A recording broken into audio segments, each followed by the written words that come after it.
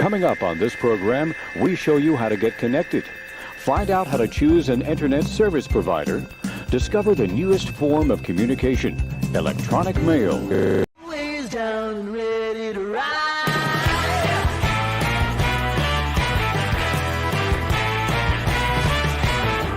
One by 1 billion by billion, and holding up half the sky. Raise your hand if you're ready and willing. If you know it's time. Time for a girl on time. Time for a girl on time. Time for Hello, my friends, my loves. I hope everybody is doing well today. We will link Jonathan's channel, obviously. I'll put it on the channel once I get it. I hope everybody's doing well today. We have hi Debs. We have a very planned out evening. I mean, normally I don't have anything planned out, and I have a little, I don't know what you call this, a card for the evening or what's up on deck, that kind of thing. Perfect time to pick up your phone, Paisley. Yeah, of course it is. Hi. I hope everybody is doing well. Sorry. There's Mr. Last Name. Hunter's here. Hi. Oh, thank you. It is a wig, but it is great. Oh, okay. So here's what we're gonna do. Let me just run over the plan for the evening. And this is going out to all the people that might watch this in the future that fucking think I'm annoying. I've listened to you. Guess what? I am annoying. That's the way it is. So I did you a solid today because I was feeling very generous. The video that you want to see, if you've clicked on this because of the thumbnail, is posted on my channel as of 6 p.m. So in the next 12 minutes, it will be posted an edited version, YouTube Daddy, please note, without my face, without my voice, just the video and my typed insertions. So I just want everybody who comes here tonight, if they fucking complain about it, I just want to have somewhere to send them, you know? Now, the other videos that we're going to watch, we have 5 videos to watch tonight. Oh, no, sorry.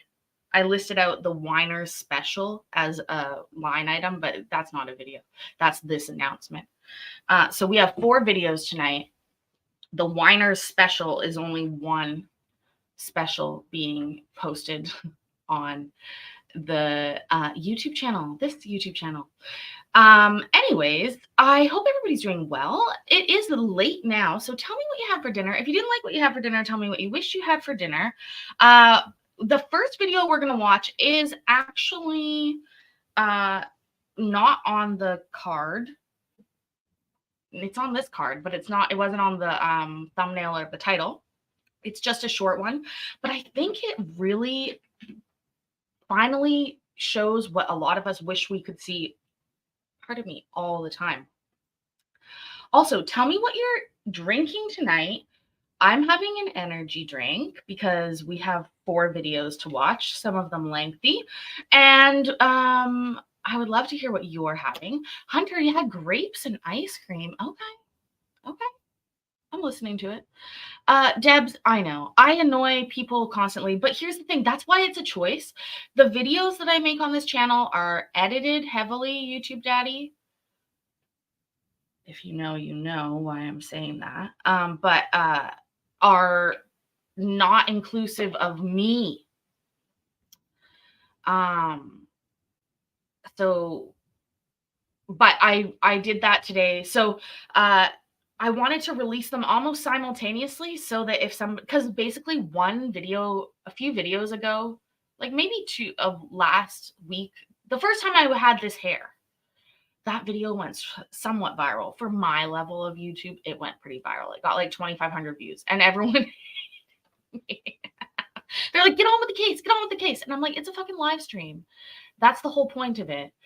But I heard the masses and I thought, okay, they want the case. So the case is at 6 p.m. You can go watch that if you just are done with me. And we are going to, I wish I had Mikey's soundboard. You have beautiful hair. But first we're going to watch a gentleman who will not take off his hat in court.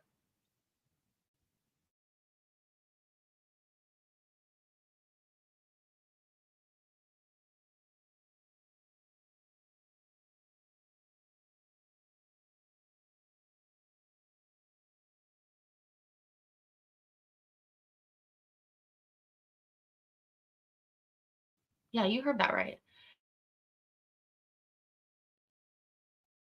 Mr. Johnson, please. And it's a Unmute weird hat yourself so too. we can proceed with this matter. We're right on number 25, Your Honor. Okay, Ms. Thompson, if you would unmute yourself, turn your camera on. All right, Mr. Johnson, I need you to take your hat off. You're in court. I'm at work.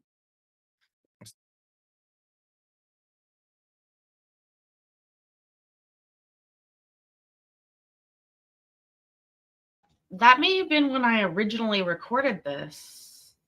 I don't know why it's freezing up. Let's give it a minute.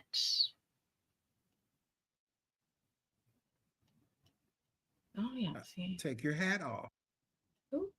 I still got- need you to take your. I got I my need you to take earphones your in. hat off. Take your hat off. Okay, give me 1 second.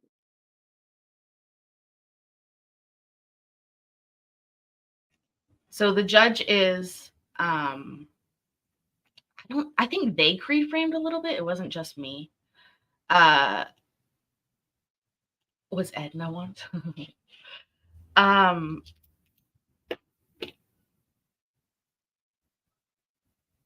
So the judge is not fucking around though. Let's just listen again.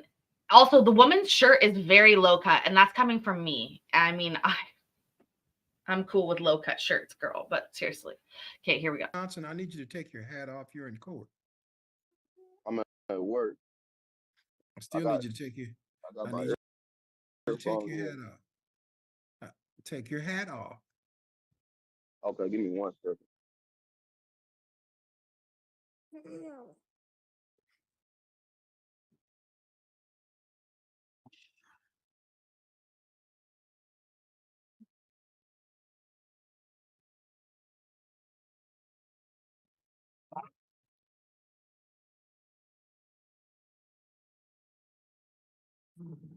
This guy won't take his hat off. You'll see what happens. But the judge is serious about it. We've seen judges be much less serious. Is she feeding the baby? I guess she is breastfeeding live.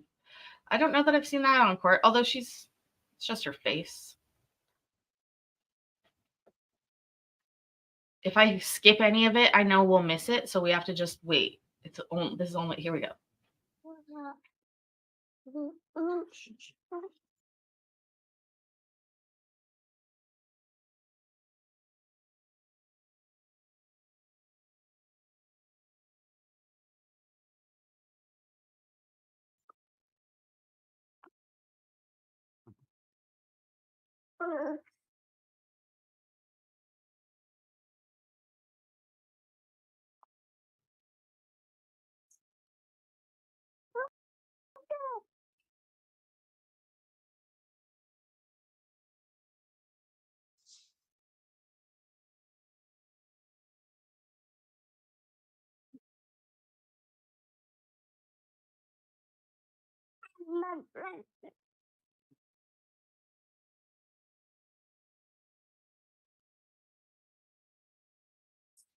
Remember, all he has to do is take his hat off.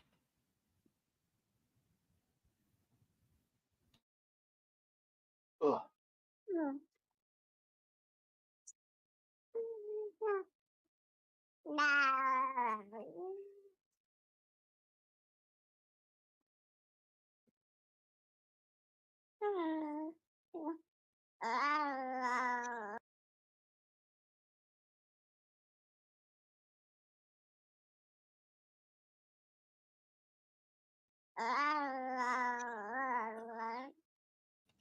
Baby, thank you for just breaking the tension for us. But he's sitting in the weirdest spot now. Again, where did he place this phone? And here it gets spicy.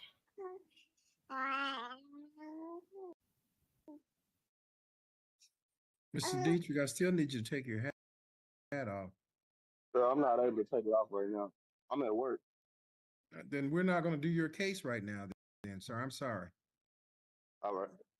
Please remove. Can you? Oh my God. It's.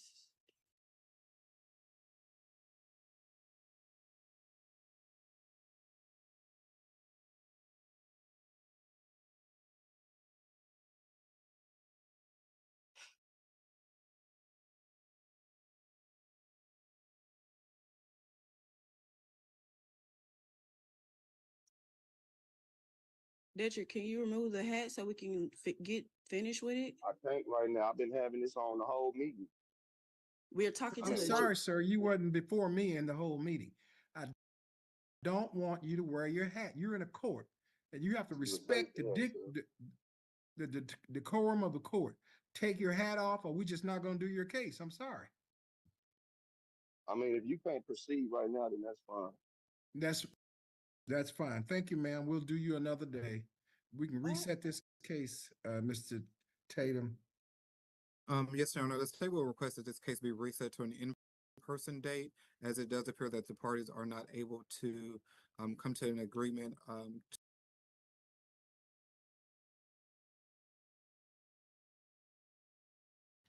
Look at her face. She is so mad. To proceed What's the with next matter today. in-person date? In addition, Your Honor, before we do that, the state would request that the court take note that both parties did appear before the court. And the state will request that the court take note of this, as Mr. Johnson was not previously served. So we're requesting that the court take note that he did appear and make a general appearance today. So noted. Thank you, Your Honor. The state will request that this matter be reset for April the 16th. That's going to be in person. All right, both of you are to report to the George Allen Court Building on April the 15th, 2024 at 8:30 in the morning. Thank you both. I appreciate your time today. Your Honor, that's April 16, 1/6. I mean 16th, I'm sorry. Thank you, Your Honor. All right, thank you. This is ridiculous. What just happened?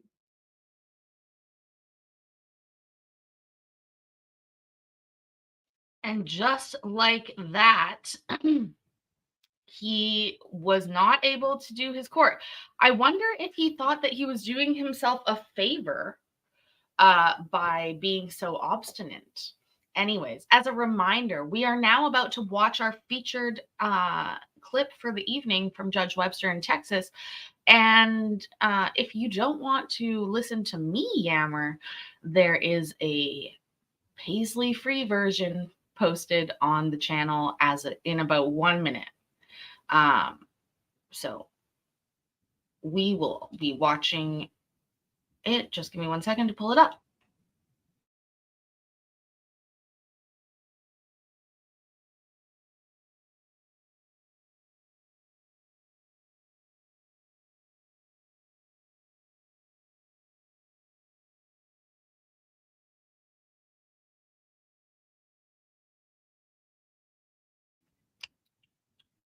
The truth, the whole truth, and nothing but the truth. Yes, sir. I think so. You put your hand down. Mr. Slett, you handling this case for state? Yes, sir. Do you have any other witnesses besides the parties? No, Your Honor. All right, y'all. Mr. Slett's going to call y'all as witnesses. I need you to answer his questions to the best of your ability. Always remember that I will give you an opportunity at some point in time to answer any and all questions that you might have at the end of the hearing, okay, before I make a ruling. Don't interrupt each other. Let each of you answer your own questions. And just remember, I will give you an opportunity to talk to me after the testimony is taken. All right, Mr. Slett, you can call your first witness. Oh, thank you, Your Honor. I'll call Ms. Gallivan. Ms. Gallivan, what's your... I will interrupt. So just to point out, they do not appear in this video. They are on the phone. Judge Webster is not very demanding when it comes to people's faces be on this screen. Pardon me. He seems to be okay with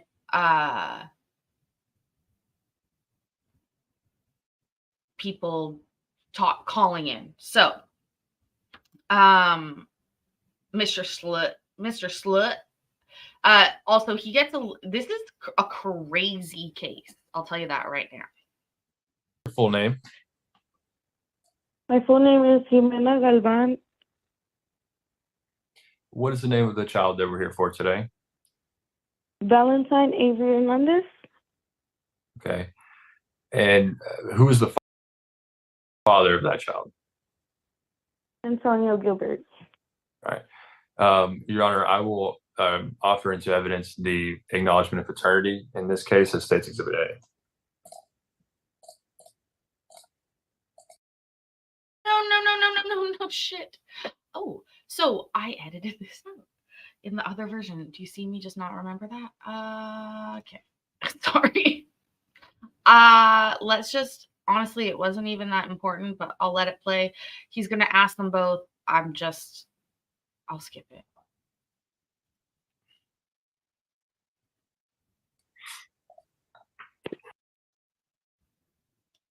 Hernandez, Excuse me? would you like her name to remain Hernandez? Yes. Okay. Okay. Now, who does Valentine live with? She lives with me All right. How long has she lived with you? since she was born.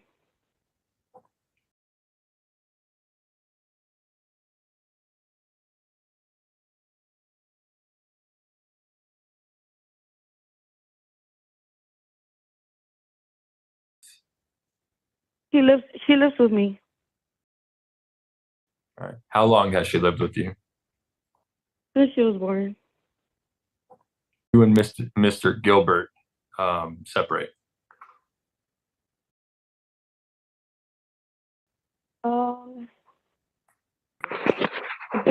I think I was with him until I was 6-7 months pregnant. Okay. So was there ever a time when you and Mr. Gilbert and Valentine lived together? No, we never lived together. Who makes the day-to-day decisions for Valentine? I do. Okay. Does Mr. Gilbert help out with those decisions in any way? No, he does not. All right. How often does Mr. Gilbert visit with Valentine? He never does. Only like when she was 2 months, I think. Okay. So has it been quite a while since Valentine has seen Mr. Gilbert? Yes, over a year. Okay. Now, have you offered Mr. Gilbert to come visit with Valentine? I used to, but I have no contact.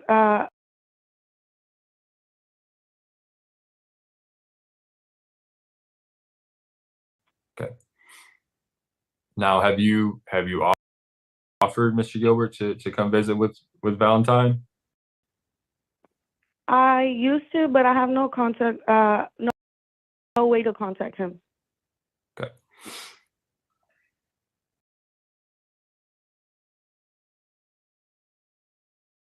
StreamYard is being really weird tonight with the videos that have been uploaded. It's like playing, but it's stuck. But it's supposed to be playing, and they should be good. But now it's pissing me off. StreamYard, you're gonna have to see me after class. But I have no contact. No way to contact him. Okay.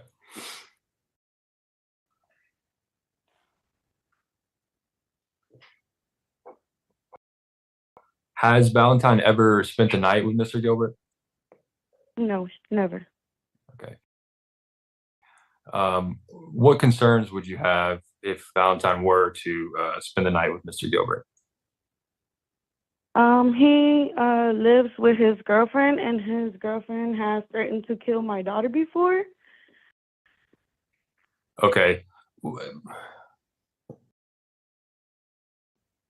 How did you receive those threats?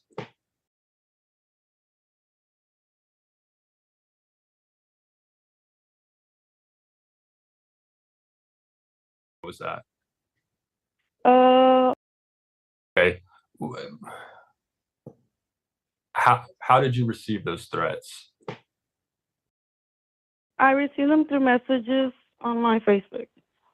Okay. And how long ago was that? Over a year, January 26, 2023. Okay. And so since that time, though, Valentine has not gone to see Mr. Gilbert. Is that right? Yes. Okay. Yes, she has not. With Mr. Gilbert or his girlfriend since then? No. Okay. All right. Okay. So how is Valentine covered on health insurance at this time? She receives Medicaid. All right.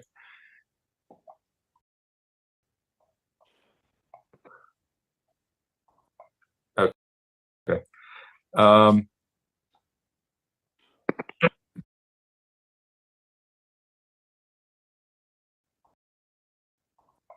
Okay. That's all I have for this witness, Your Honor. I'll pass this witness. Next witness. And I'll call Mr. Gilbert. Mr. Gilbert, what is your full name? Antonio James Gilbert. Okay. Now, you heard Ms. Galvan testify that it's been over a year since the last time you've seen Valentine. Is that true? Yes, sir. All right. And have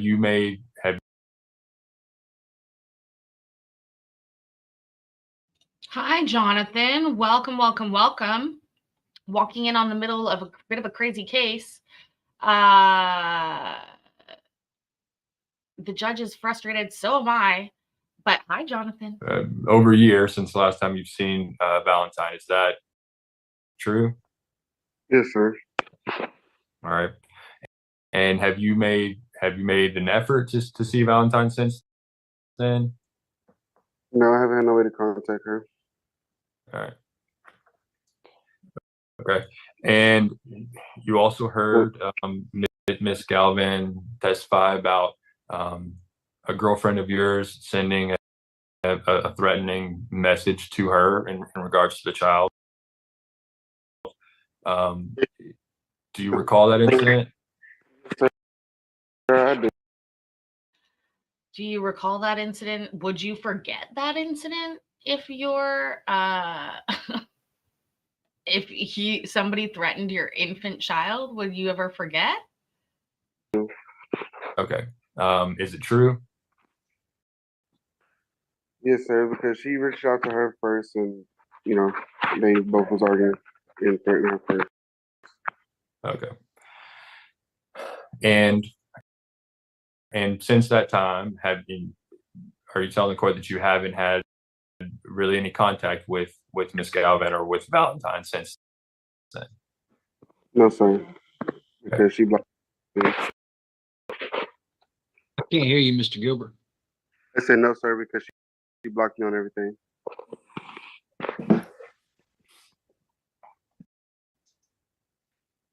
So you also heard me ask Ms. Galvan about the last name of the child that is Hernandez. What do you think the last name of the child should be? I mean, I think it should be my last name. I didn't get really no say so in it or anything like that. Okay. Why do you believe that's in the child's best interest? Just so it could have just something of my name and my connection with me. Okay.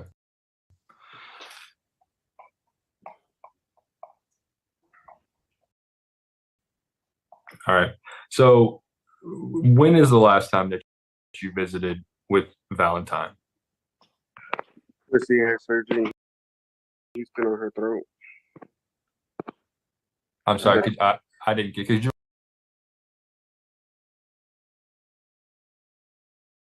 when is the last time that you visited with Valentine? When she had surgery, he's been on her throat. I'm sorry, Okay. I didn't get, could you repeat that, Mr. Gilbert? I didn't catch that. I said when she was having surgery on her throat in Houston.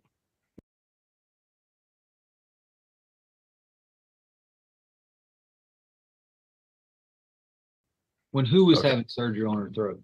My daughter Valentine. Okay. When was that?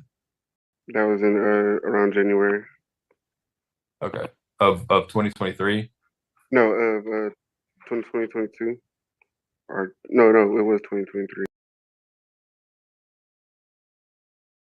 Gotcha. All right. But before that though, so did you have visitation? Like maybe did Valentine come to your house? No, just like Okay. said, like when she was 2 months, and that was it. Okay. All right. Do you have any other children? Yes, I have one on the way.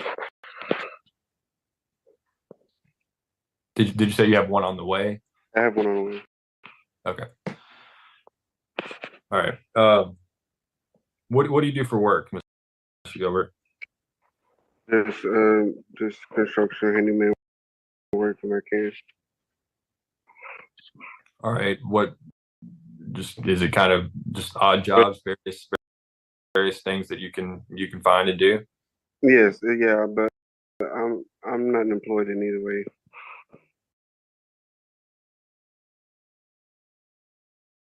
Did you hear that? He's not employed either way. He really doesn't it doesn't sound like he likes jobs. Do you hear how nonchalantly he says that? By the way. By the way, by the way.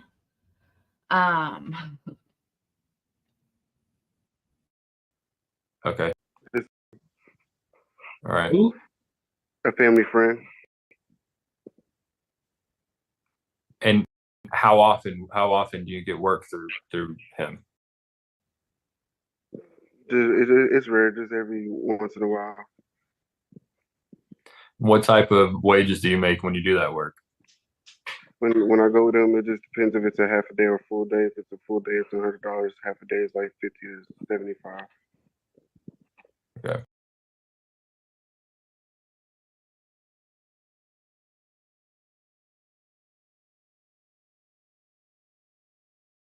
Okay.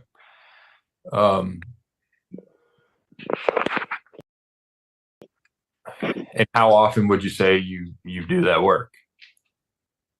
Like every other month. Every other month? Yes, sir.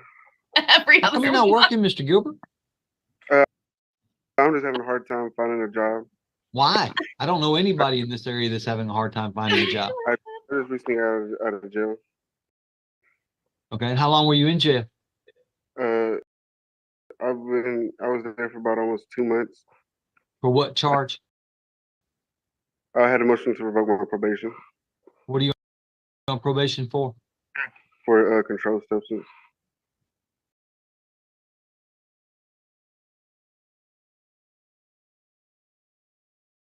For what charge?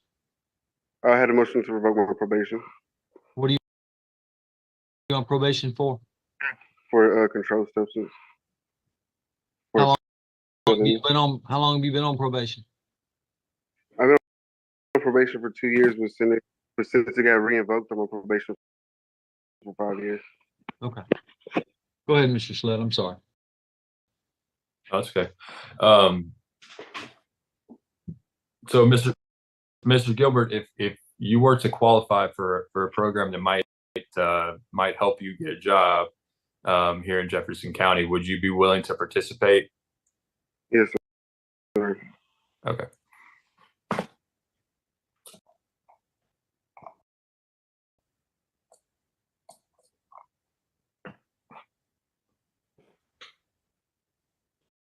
Okay. Oh,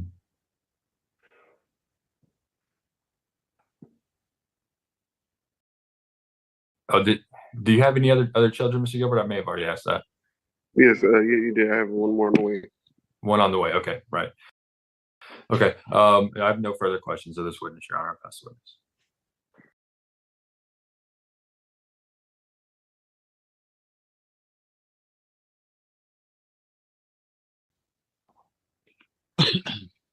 Miss Gal doesn't carry either your last name or the father's last name. I need you to tell me why you think that's Valentina's best interest for me to leave it that way.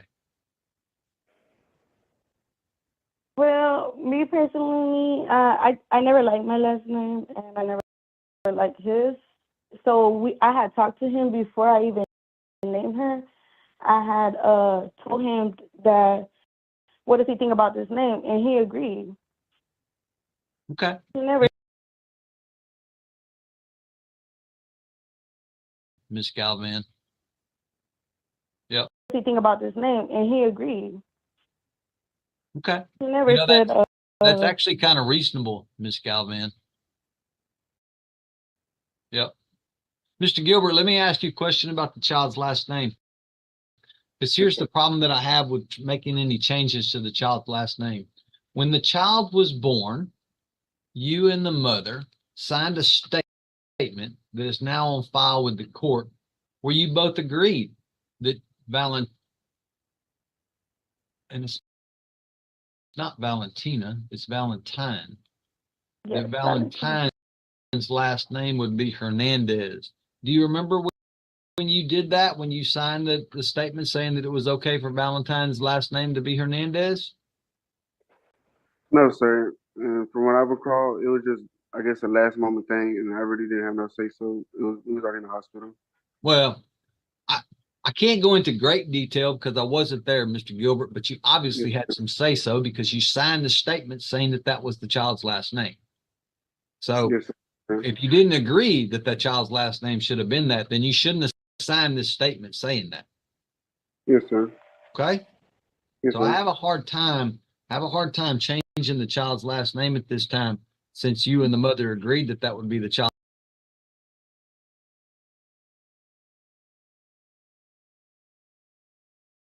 When the child was born. Yes, sir. All right. So let me ask another question.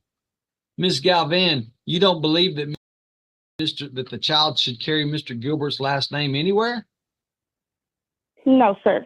Okay. A lot of hard feelings there, huh, Ms. Galvan? I mean, he has never done for my daughter, so he don't.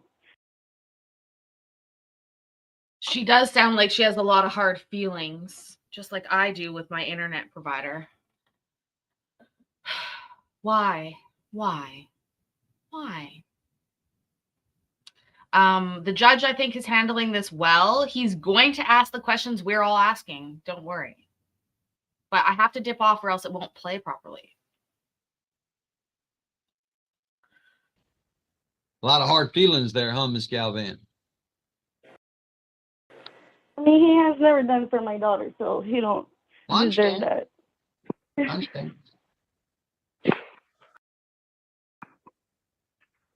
Mr. Gilbert, you admitted that a girlfriend that you had back in January of 2023 may have sent threats to Valentine through her mother. Is that correct?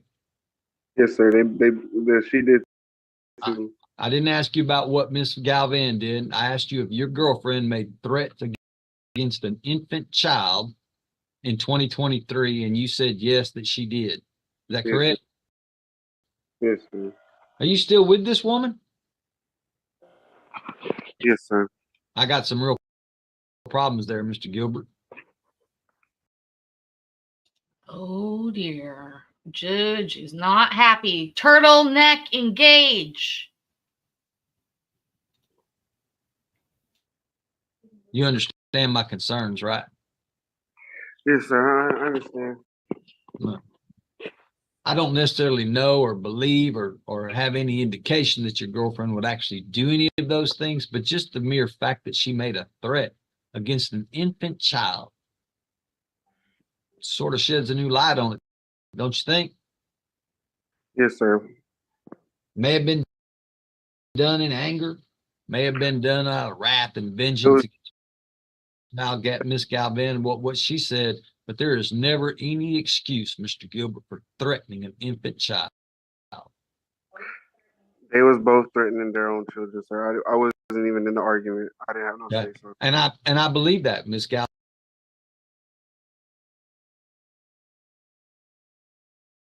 girlfriend's kids too.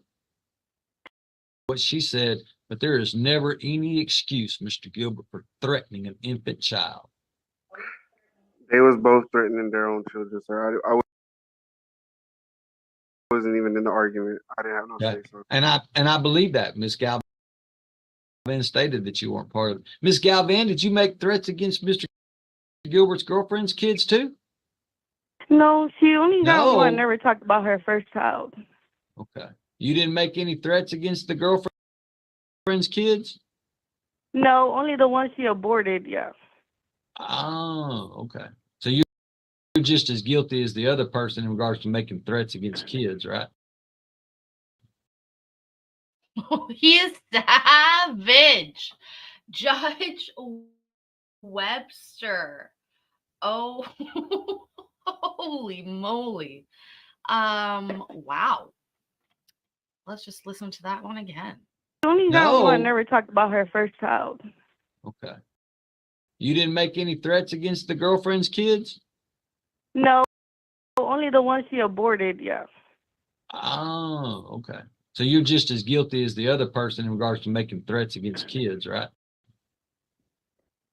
Well, I don't think it was a threat because I didn't threaten to kill them. You want me to take your threats against the girlfriend's kids with any grain of salt? Just in something that was No, done? I never threatened to kill her kids. Well, I understand, but you did make threats. No, I just said, I don't know if I could say this, but she said, I didn't ask after you what that, she she made said. that. 'Cause you can't Okay. tell me what she said. She's not Okay. here to defend herself. Okay.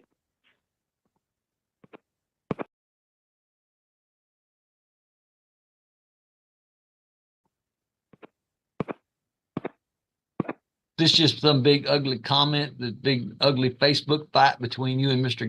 Gilbert's girlfriend.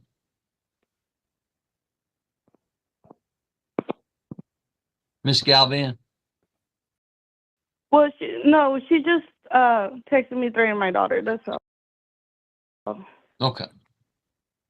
Did you say ugly stuff to Mr. Gilbert's girlfriend? Yes, I did. Okay. Sounds like a big Facebook fight to me. Contact with Valentine. I Miss Galvin? never really said nothing. He just blocked me, so I don't have no contact with him at all. Okay. All right. It was right around this same time, Mr. Gilbert, that you stopped having contact with Valentine? No, sir. It was on and off blocking. It was on and off what? It was on and off blocking. Like I don't, Mr. Gilbert, I don't care about blocking. yeah, I I care understand. about whether or not you had contact with your daughter. No, sir. Not even before that. I tried. My family tried. We still do try. No. So, Mr. Gilbert, let me ask you a really hard question.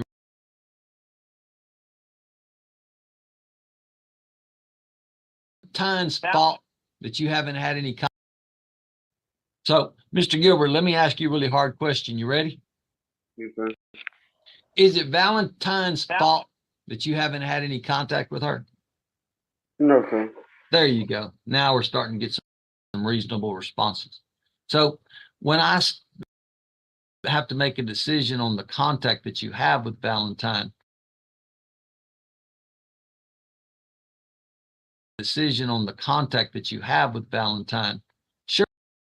surely you don't think that I should just give you a child that's not even 2 years old yet overnight that hadn't seen you in a year, right? You don't think that. Yes, sir. I understand that. I mean, you understand that you're going to have to get to know this 2-year-old again before you just have unfettered access. Okay. Yes, sir. Yes, So sir. you're open, Mr. Gilbert, to reasonable accommodations for visitation until you get to know Valentine again. Yes, sir. Because it's not her fault, right? No, sir. Whatever this breakout down in communication between you and Miss Galvin, I got to reestablish the visitation rights between you and Valentine. Yes, sir. All right. See, that's what I like to hear. Reasonableness. Miss Galvin, do you have any objection to a reasonable visitation schedule with Mr. Gilbert until he gets to know Valentine again? Yeah, I would like to just supervise. Well, I kind of assume that. I don't think it's funny, Miss Galvin. I got a 2-year-old but he daughter out could, there who doesn't have a father, and it might be a good idea if we reacquaint themselves with each other so they can establish a relationship. yes, he could have that relationship with his daughter. I do believe that you're right, Miss Galvin. I do believe that should be a certain amount of time period the visitation needs to be supervised so that Mr. Gilbert and Valentine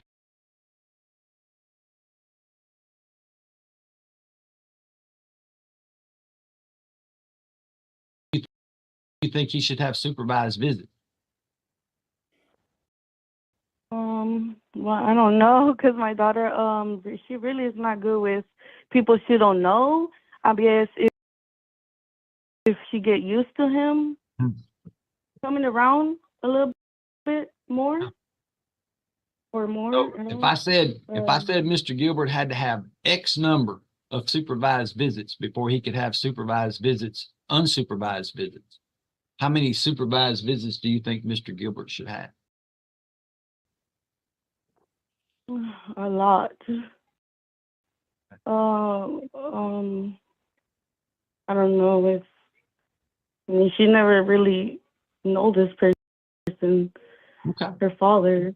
Okay. So it would take a lot for her to get used to him. All right. Well, I don't agree with you.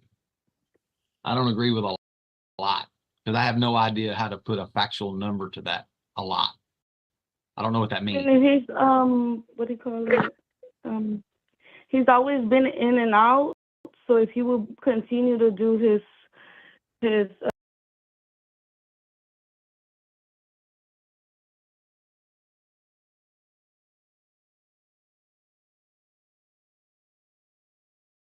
His what, girl? What is she saying? this person, Okay. her father. Okay. So it would take a lot for her to get used to him. All right.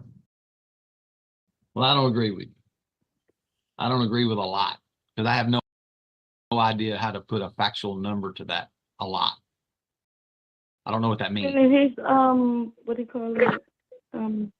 He's always been in and out. So if he would continue to do his to come see her when, like, you know.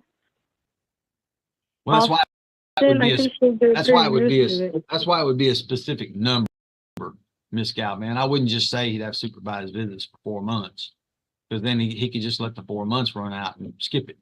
Now, I'd say you'd have to have a specific number of contact rights. But she is only 2, right? Yeah. Yes, sir. So she's still pretty young, very young. Yes, sir. Okay. I can come up with a plan on that.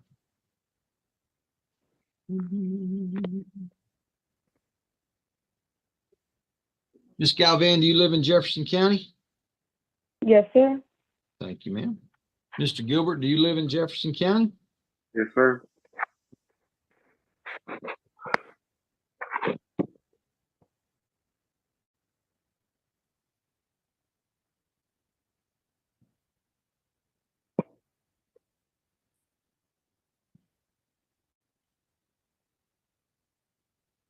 The state have any other evidence they wish to submit?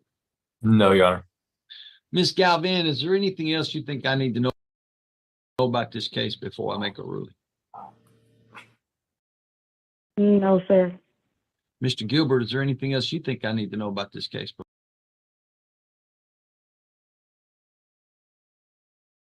Sir.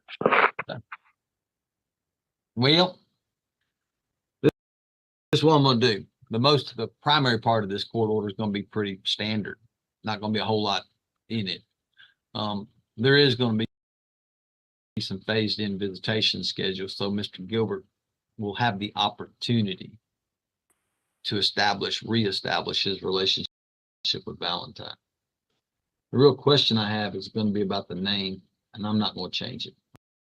I'm going to leave it where it was. The parties signed what they signed on the acknowledgement of paternity 2 years ago when the baby was born, and I don't see any reason why I need to change the name. Court's going to find the court has jurisdiction. The court's going to find that based on the testimony of the parties, it is certainly in Valentine's best interest to name the parties as joint managed conservators. There will be a domicile restriction in this case as per the local rule, Mr. Schlett. That means, Ms. Galvan, that you must reside in Jefferson County or a county that touches Jefferson County as long as you are the primary caregiver for the child Valentine. That doesn't mean that you can't move. What it means is if you intend to move, then you have to send notice of that intent to move to Mr. Gilbert so that he can contest it if you're going to move a long way off. Now, if Mr. Gilbert doesn't give you permission to move with the child, then you always have the right to come back to court and petition the judge in this court to see if that judge will let you move. If you have a good reason for moving, a lot of times the judge will give you the opportunity to do that. If you don't have a good reason, then the judge is not going to allow you to move with the child. Doesn't mean you can't travel. It doesn't mean you can't move around and go do things and have fun and vacations, but it just means that the child must permanently reside in Jefferson County or a county that touches Jefferson County. I'm going to order Ms. Galvan to maintain the current health insurance that she has on the child, and I'm going to order Mr. Gilbert to pay child support as per minimum wage presumption. $225 a month in child support, $25 a month in cash medical, both payments beginning April the 1st of 2024. Mr. Gilbert will be responsible for court costs, but I will give him until September 30th of 2024 to pay the court cost. The phased-in visitation schedule will be 10 visits at each phase, Mr. Schlett. So that will be 10 visits supervised by Ms. Galvan or someone that she suggests and agrees with, followed by 10 unsupervised for 4 hours, followed by 10 unsupervised for the day, followed by 10 one-night overnight visits. Now, those visitations will take place on the first, third, and fifth Saturday of every month. So if Mr. Gilbert does all of the visitations the way I've suggested, that means he will have 5 months of supervised visits, followed by 5 months of unsupervised visits for 4 hours for each phase. Once those first 2 phases are completed, then he can move to day visits. But again, this will give Ms. Galvan and more importantly, Valentine, the opportunity to get to know Mr. Gilbert again over several months before he just has weekend visits and unsupervised contact with the child for standard possession. Does that answer all the issues before me today, Mr. Schlett? Yes, it does, Your Honor. Thank you. Mr. Gilbert has also voluntarily agreed to enter into the Choices program. Is that correct, Mr. Gilbert? Yes, sir. All right. At the end of this hearing, I'm going to leave Mr. Gilbert in the courtroom so that he can talk to the Choices representative. But now Mr. Schlett, however, is going to send me a court order. If it matches what I said here today, I'm going to sign it and I'm going to get it back to them. Then they're going to make a copy.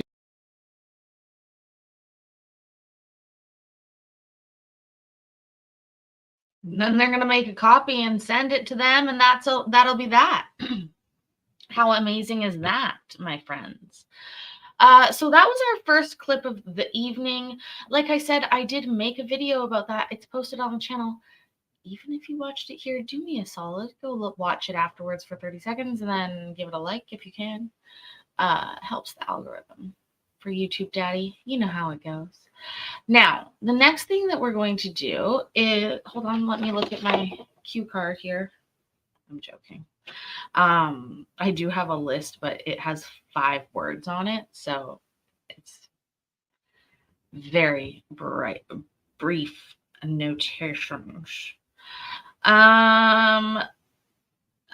We did that. So we're going to go to Thurston County now. We're going to small claims court, and we have 2 cases to watch.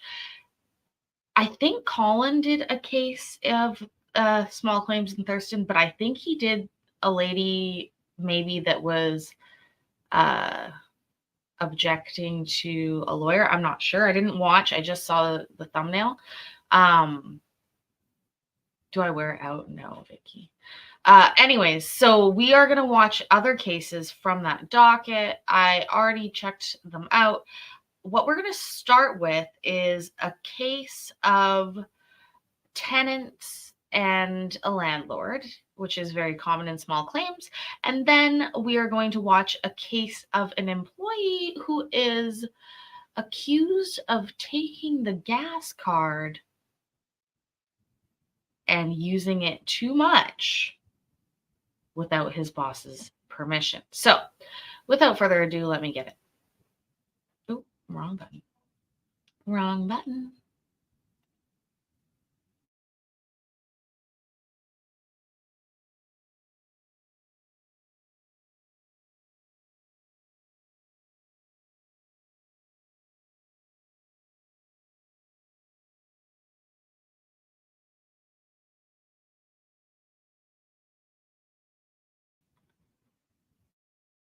So let's look at Hold number on. 1 on the calendar. Judge, I'm fucking talking. I'm talking to Jonathan. Could you just like give us a minute, please? Sorry, Jonathan. Anyways, thank you. Creating content is really hard, but it is also very accessible for everybody to try.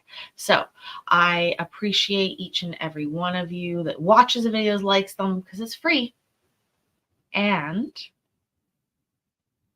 hits the like button because that's free too. Anyways, we are going to watch this case, but is it the first case?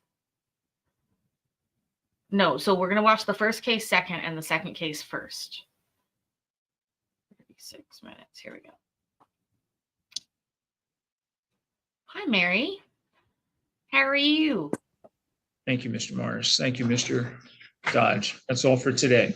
Thank you. We're going to watch that case next. but Number first- 2 on the calendar is Patricia Wheeler versus Raymond Lizama and Cindy Cindy Johnson Lizama.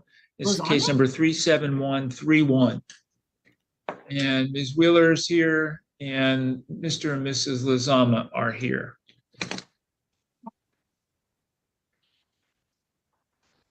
And I saw you folks a while back.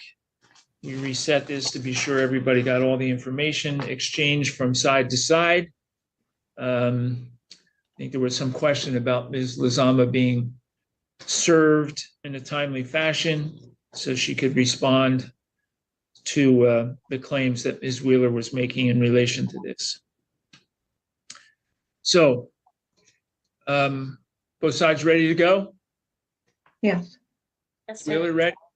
Yes, Lizama Your ready? Honor. All right, you go KCC's ready. first. I'm sorry. You're first. Okay, thank you. Well, I just wanted to start out by saying that I filed in court. Deb's entirely possible. I have no clue. I've been working all day, so have not watched that at all.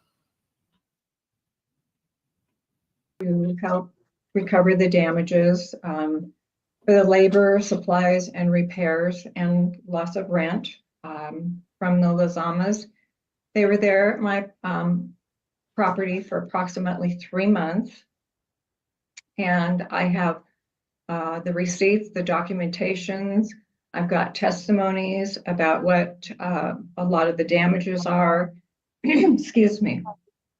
I also wanted to, if it's appropriate, to mention at the last time at court and in mediation, there were several comments made by the Lizamas that were not true. And if I may start with those, I would like to do that first. All right, go ahead. Okay. First of all, they said that there was absolutely nothing wrong with the property when they left. The tenants indicated there was plenty of time to do the damage myself, and that my deposit letter was mailed to them on September 26, 23, that listed many of the damages, and I have provided walkthrough videos on September 15th of the day that the tenants moved out. So it's clearly that the damages were there the day they moved out. The tenants were not aware of any damages, they said, yet admitted they took the alarm system off the wall, said it wasn't working, and it fell off the wall. It was hardwired and it could not have fallen off. The tenants did not answer the question when I asked where the system was. He said he didn't know that there was a sprinkler system. However, Cindy used the sprinkler system when she moved in, and it was mounted in clear vision on the garage wall with all of Ray's belongings hanging around it, and there were numerous sprinkler heads in the lawn and flower beds. The HOA had written them notices about the lawn and the lawn care.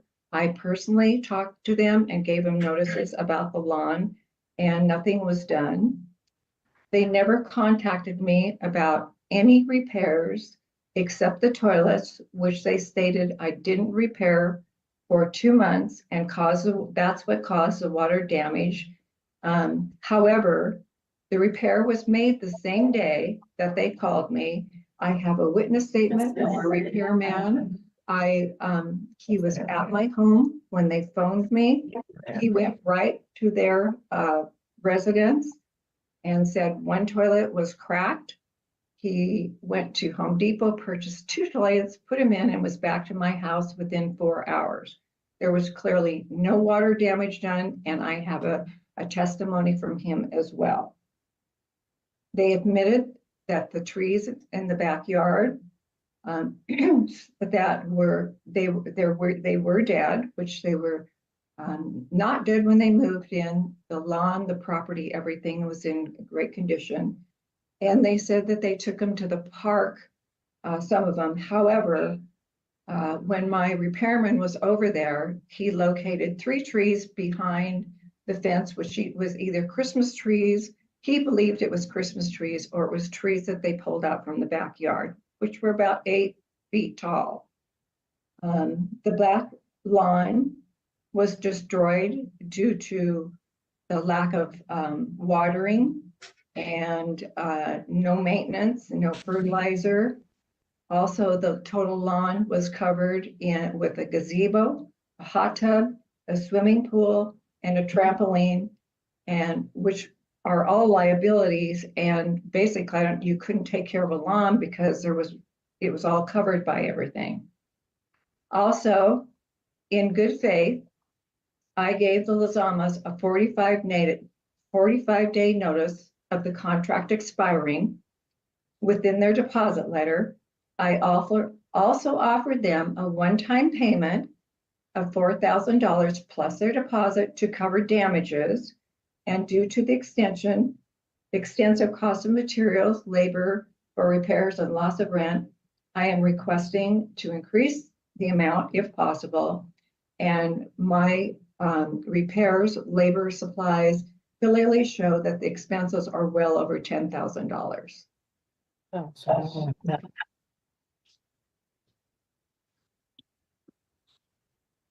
So you're asking the court to award you $10,000 worth of damages? Well, I called the court and I asked if I could increase the amount, because after the initial people came out, first of all, trying to find repair people this time is very difficult because everybody's booked out, they're shorthanded, they've lost labor since COVID, or laborers since COVID. So it's very hard to get people to come out and give estimates. So after, they can give a basic estimate, but if they run into more problems, you have to understand that you have to pay for the extra time and supplies for that.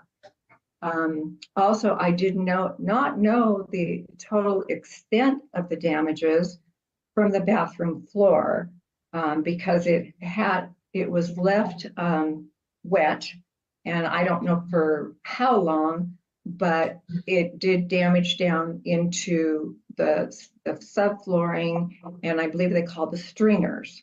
So that's a much extensive repair than just a piece of floor and linoleum. So that, and then when the original ADT man came to look at the system that I have, he said at first he could just replace the system on the wall for approximately $500, but he was not sure if that would work with the original system because it's an older system. And so later he went back because he was new to the job, and he found out indeed that the new motherboard that was taken off the wall more than likely would not work with the system because the new systems are Wi-Fi and the old system that was in the house was hardwired. So that jumped from $500 to $1,500. So there's a lot of added expenses as well. The damage to the lawn, to have it repaired, the trees put back in, etc. There's just a lot of repairs that needed to be done, and 3 months loss of rent. So it was very devastating to me, to the fact that I called a realtor just a day or so after and had them come out because I was considering selling because I was very upset and very overwhelmed. Let me ask you this question. You mentioned 3 months loss of rent. It took 3 months to repair all these things to get it into an order to be rented again? Well, they didn't pay half of September rent. And then by the time I could get people to come out, they could come out and give an estimate, but they could maybe only do part of the repairs because they were already obligated to, other parties, or they were involved. My typical repairman had already been involved in a remodel, and he couldn't just leave in the middle of the remodel to come and do my repairs. But on a couple of days, he could come over and do a few of the things. I'd have people show up to do estimates, and they would say they'd send me an estimate, and then I would never receive an estimate.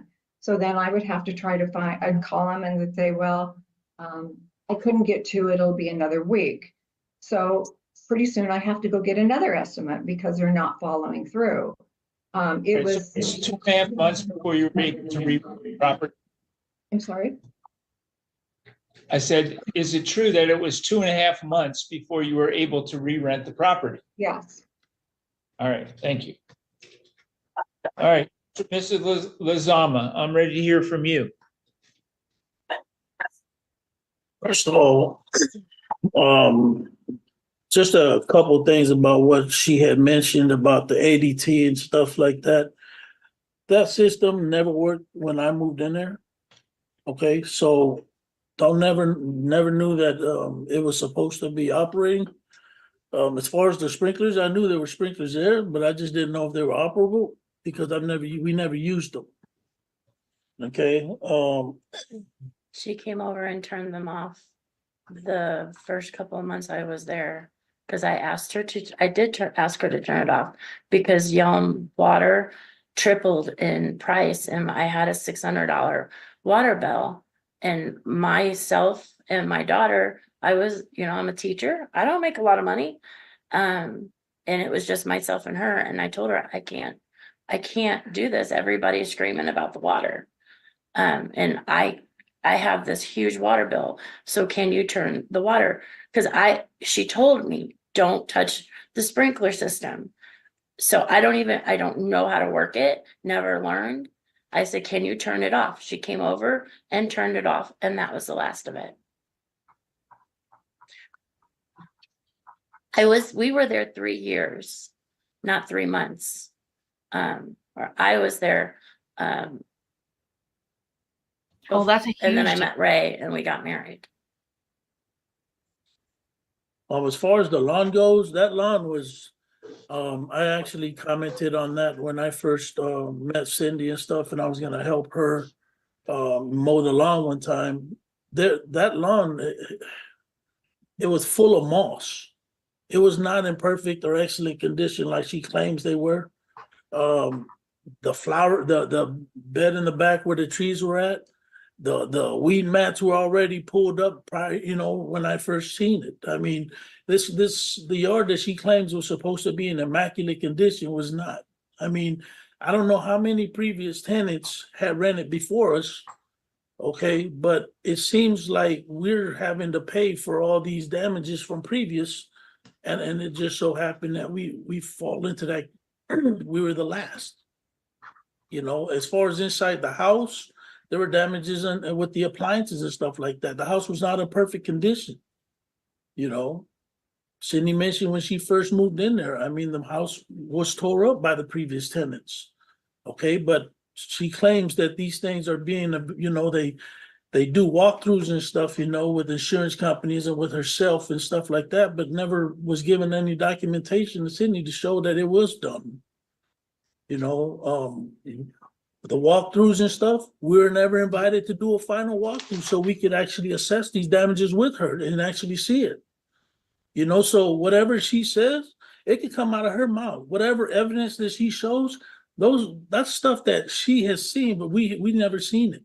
We never received a video from her stating that these were the specific damages and stuff that we're supposed to supposedly have seen and been aware of.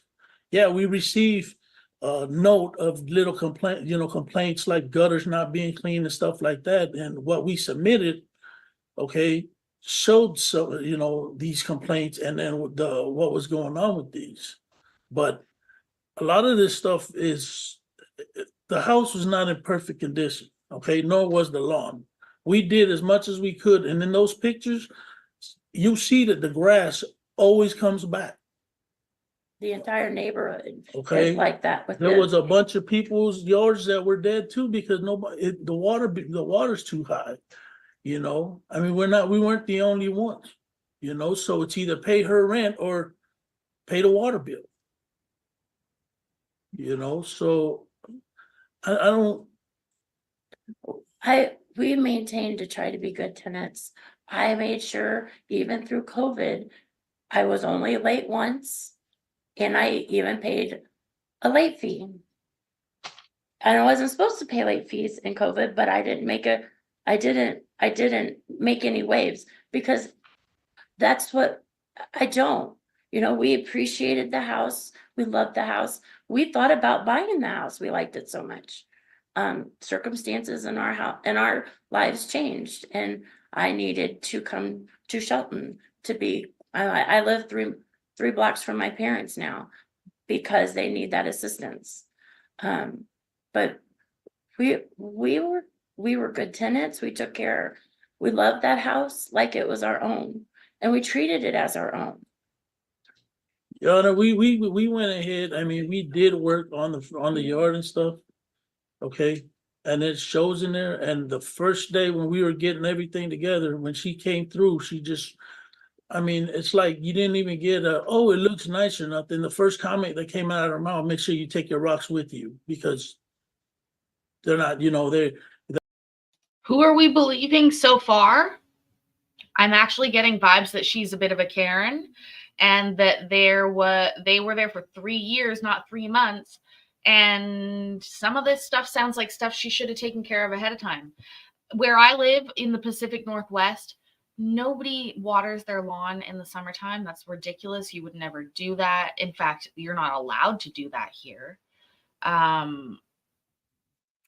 It grows back green. It's fine. It's just the way it is. But you can't be watering. No. So anyways, I'm going to make some popcorn, but I'm here. I'm listening. Let's enjoy. I guess we're not in compliance with the neighborhood, the HOA and stuff. And you go around the neighborhood, there's a bunch of these houses that have all these rocks for landscaping. So we were just using it as a liner, but Tiffany is not involved, Vicky. We're talking about Patty or Ray and Cindy. Patty up top or Ray and Cindy. it's like, you don't get no acknowledgement that, you know what, you're doing a good job, you know, it looks nice, or this and that. It's always something negative. You know, so I don't know what it is. I don't, you know, I know that we did Let me make, ask you, yes, we let me could. ask you this question, Mr. and Mrs. Lazama. What about the water damage in the bathroom alleged to have come from the shower or the tub as opposed to the toilet? I don't know about, I mean, the floor seemed fine with me. I've never pulled up linoleum. I assumed it was the toilet because the toilet leaked for so long. I mean, I called, I texted. When I called her that day again, my dad was there. He know they were looking for houses in Washington. He'd seen it, and he said, "I'll just fix it if she's not gonna fix it." And that's when, all of a sudden, it got fixed that day.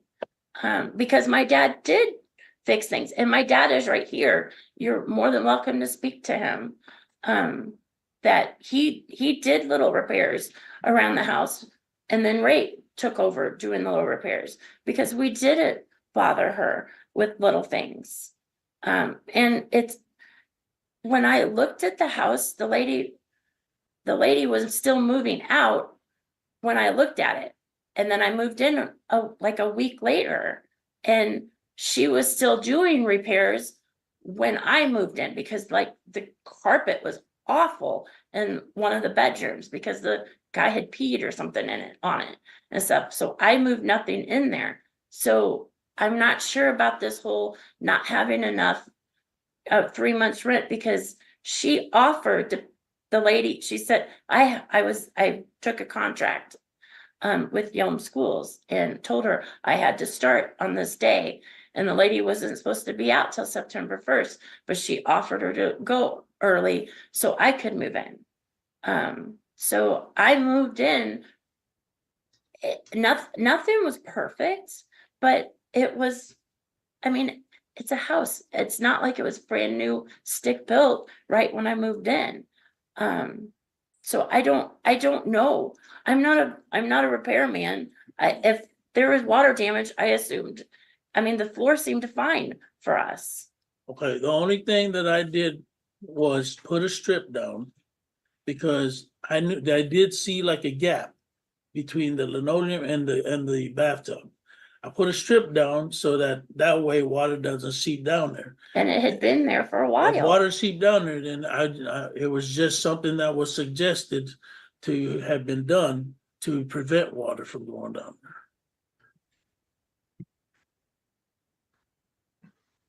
This is All my right, Ms. dad. Wheeler, any response? Yes, Your Honor, I have a testimony from Go my ahead. repairman, Mike Spearman. He did a walkthrough in the house before Cindy moved in. The house was vacant. I did not have the bedroom carpet redone at that time, but had ordered the carpet. And there's a receipt showing for the carpet repair to be done right away. And there was also a receipt from Mike Spearman for the toilets that he replaced. He was at my home the day that they phoned. I have never received any other complaint or asking for a repair for anything from them. Typically, if I get a response from a tenant, any tenant, and you will see from the testimonies from all my other tenants, that I reply usually the same day, and I try to have the repair done either the same day or within 2 days based on the repairman's availability. And that is a fact. May I speak? Yes, go Patty, ahead. how about the Hornets and the Yellow Jackets? You didn't take care of that. That's just one instance that I called you several times, and then you said, okay, spray it. I can't spray it. I'm deathly allergic. And then I called you and I told you I found somebody to remove them. And you said, oh, great. How much is it? And I said, it's free. They take the venom. And you said, okay, that was weeks. going back and forth. That's just one instance. I didn't bother you unless it was big stuff like furnace, air conditioner, hornets, toilets leaking. But I didn't bother you with mundane things because I had a dad and then I had a husband that could take care of it for you. And you were thrilled. You actually told my dad, oh, great, you can fix things.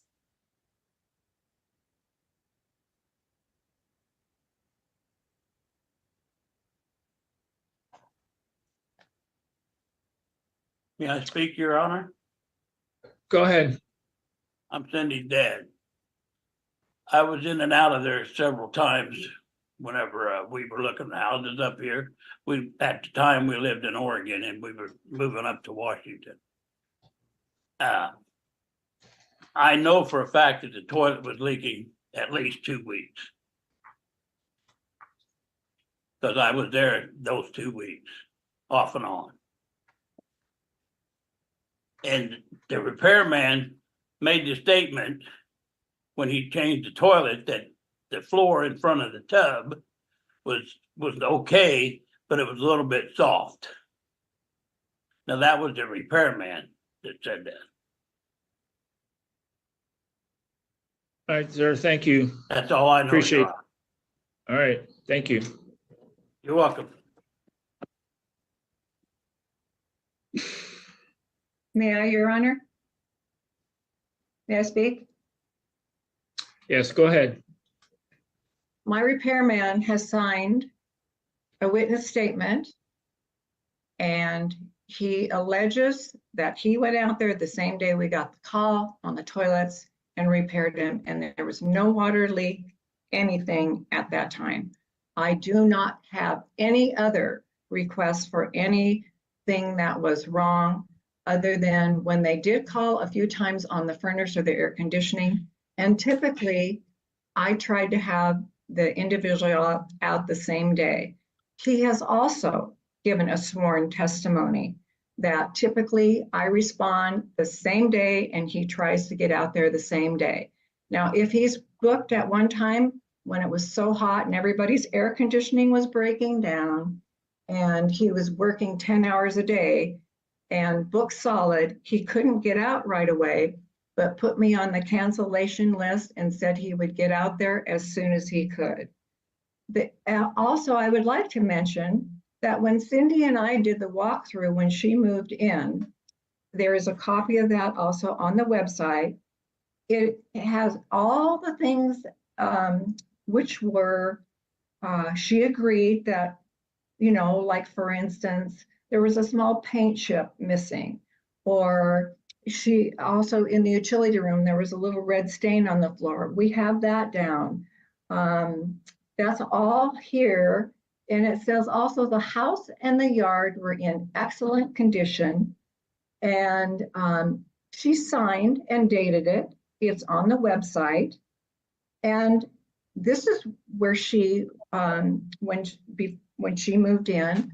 Also, the neighbors have also commented on the lawn and the lawn care, the lack of lawn care. They also have video cameras that I've seen of the care of the lawn not being cared for, and part of the fence being down. I've seen it from their video cams. So when they're saying that they responded to me about not taking care of anything that was wrong, I'm sorry, that is incorrect.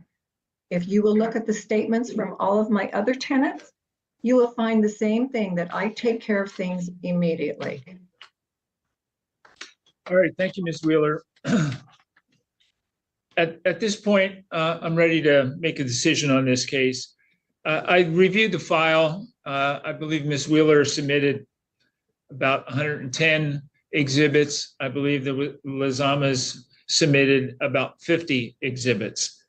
I looked at all those. Most of them are pictures of before and after. There are some statements from other individuals who either were at the property after Lazamas left, or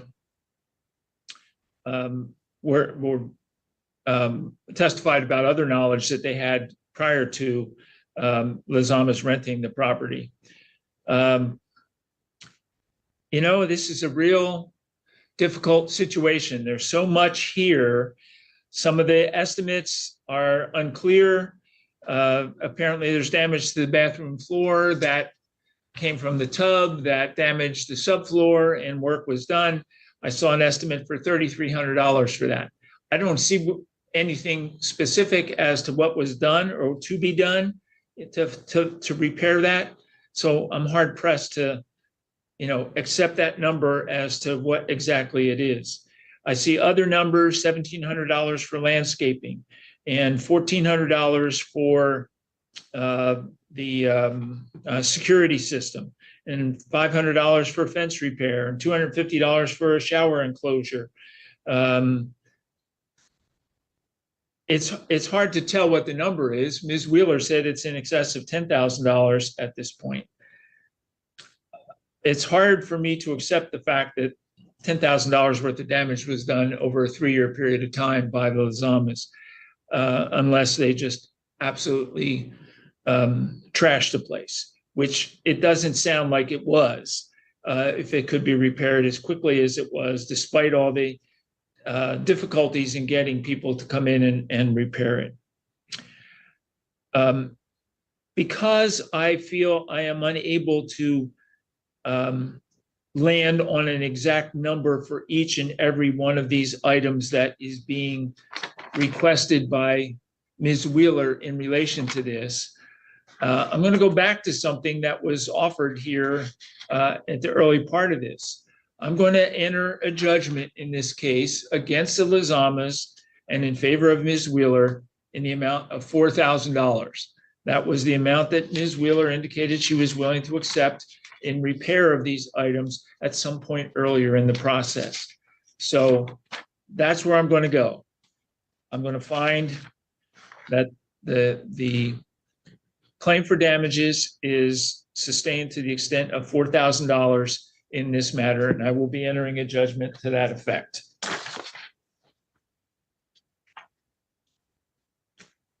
Your Honor, so can I ask you something?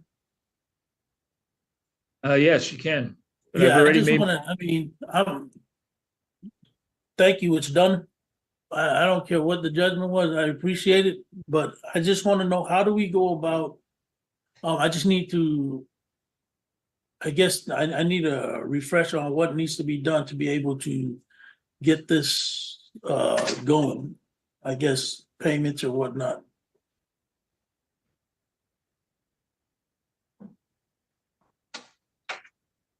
I'm sorry, say that again, please. Make it payment. You are aware that I told her to keep her deposit, right? She kept $2,000 already. And we Correct. gave her 30 days notice as well. Yeah, but it still was a breach of the lease agreement, wasn't it? Weren't you supposed to be there for a period of time? There's a clause in our lease that says if you're moving 50 miles or more, you can, for work, you can be released from the lease. And we gave her August 15th. I told her that we had been, I had, taken a different job and we're moving out of the area. And so our last day would be September 15th.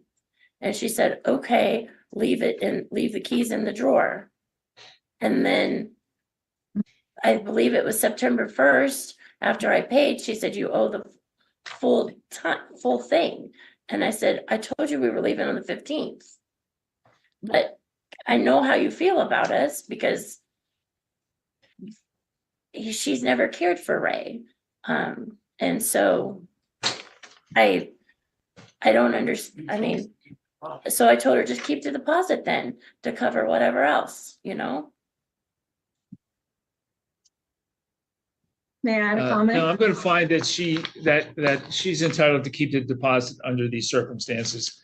I think the requirement is that if your move is 50 miles or more, for the convenience of the employer, not for your convenience, but for the convenience of the employer. And I don't see that that was established in this case. So she's going to keep the deposit, and I'm entering a judgment for $4,000. Now, Mr. Lozama, you had a question about Yeah, I satisfying was that judgment? trying to, yeah, like so what options do we have now to be able to get this? Well, you'll have to repaid? discuss that, quite frankly, with Ms. Wheeler, not with the court. How can we do that when She she won't holds the speak to judgment us? against you. I'm sorry? How do Say we, again?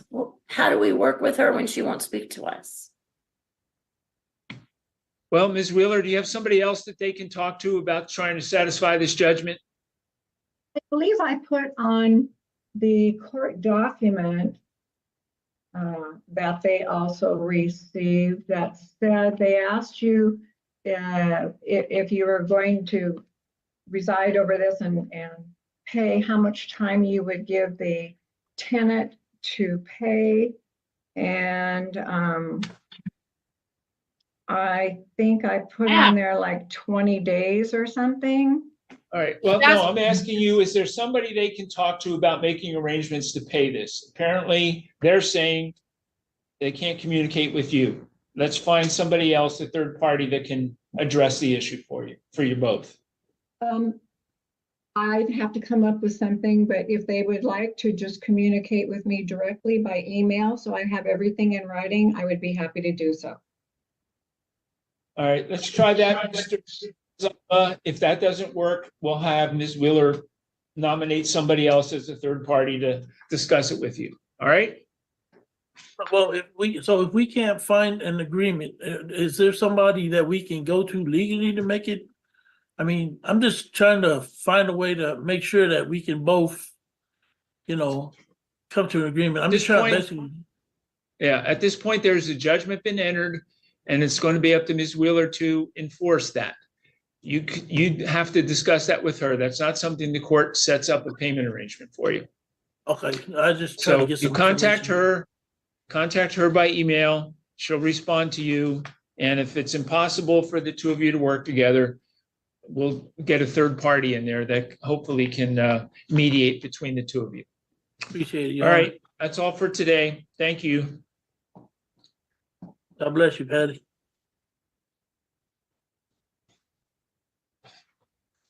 All right, going to go to number 4 on the calendar. I'm sorry. It's case number 37195. Ma'am, is she gonna leave? Ms. Wheeler, sorry. we're done. Yeah, okay, so how will I receive this judgment from you then? You will get it on the website on Monday, Okay, Thurston thank County you. District Court website under that case number, Thank you very much. 37131. Thank you very much, Your Honor. You're welcome. This is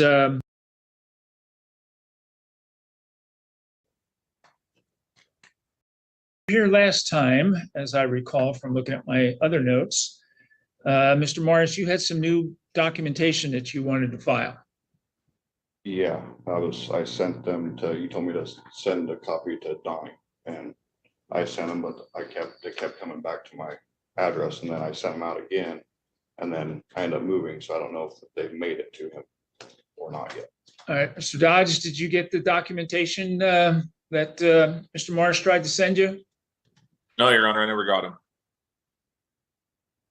And you never filed them with the court? I didn't know I was supposed to. You just told me to send it to him.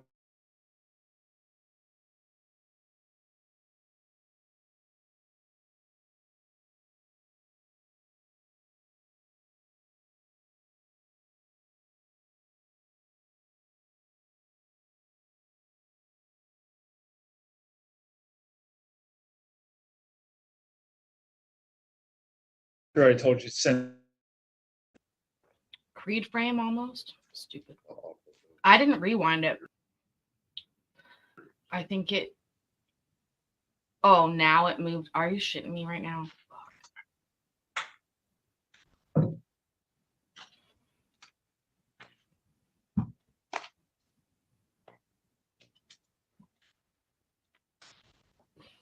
There we go.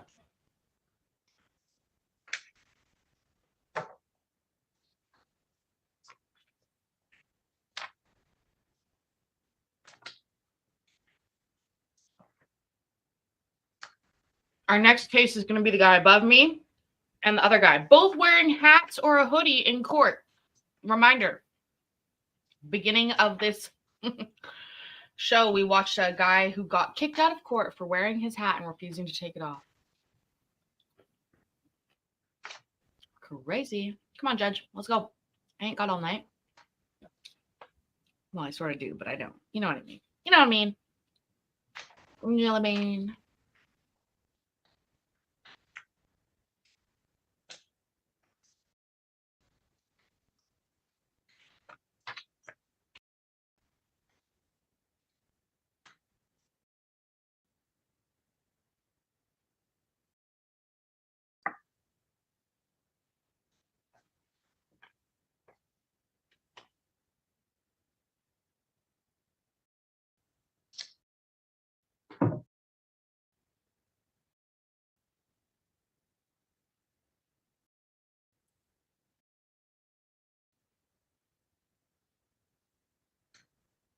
This judge is reading this. It's taking forever. So long I gotta shift this shit around. I swear to God, the second I do it, they'll move. You know that's true. Come on, Judgy. Anything that says the date on that, Mr. Morris? Get a cover letter with that? Yes. Should be connected with that. Yeah, because it should be all, everything's all there together. So that would have been.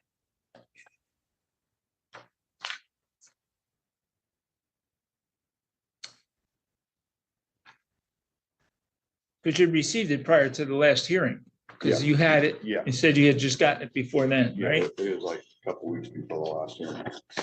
One day.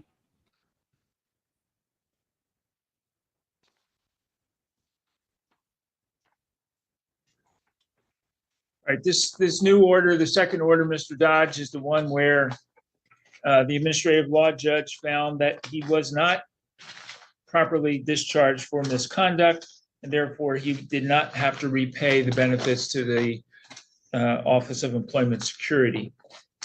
I'm assuming that you got copies of those documents directly from Employment Security. Would I be correct in that? You're muted, Mr. Dodge, can't hear you. There we go. No, I haven't received those either. After I didn't even realize that Brett was going to have those when we went to court last time. I never got those documents. It wasn't an email. I didn't get it through the mail. I'm not sure where we got lost on that, but I haven't seen them. The first I heard of that, there was a decision on that was when we went to court last time.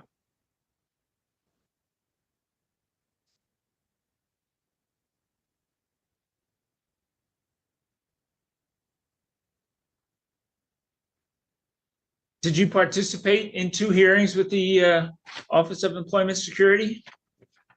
Yeah, I was there. And you never received anything from them as to what the order was going to be? No, they said that after we were done with court that they were going to send something out, but then I was still waiting for it, and Brett had got it, and I never received it. After court last time, I went through all my stuff and tried to see if I could find it, that I just missed it or something, but I never was able to track it down. And that's what I was under the impression that Brett was supposed to be sending over so I could see it.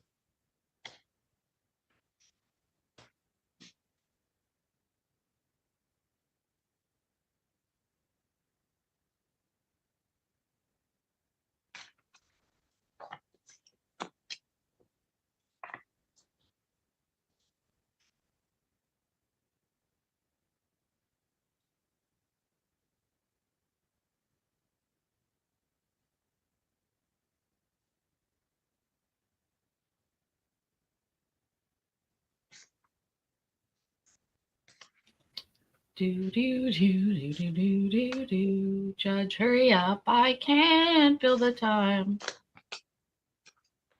Reminder, they were first.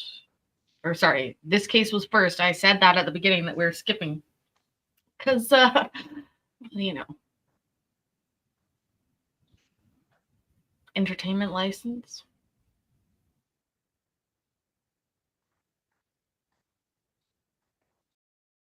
that you're, all right, here's how we're going to proceed today. Mr. Morris, each party to a litigation like this, a lawsuit like this, has an obligation to present evidence to the court and to the other party, so both sides know what's going on, okay? That's why we continued this case last time around, was to give you opportunity to send that. Mr. Dodge is saying he never got it. You're saying you got it returned in the mail to you at least once, right? Twice.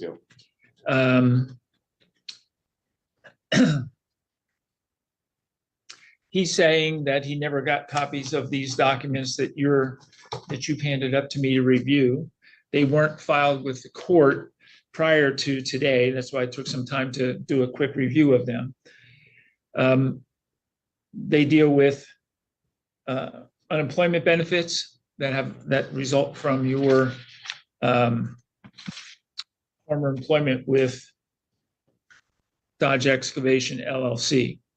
This case that is filed here today by Dodge Excavation deals with alleged theft of credit card services, fuel, basically, which is a separate issue from misconduct resulting in unemployment or denial of unemployment benefits to you. So we're going to go ahead. What I'm saying, I guess, is this. These two documents from Employment Security deal with the employment security issue. They don't deal with this issue that we're dealing with today.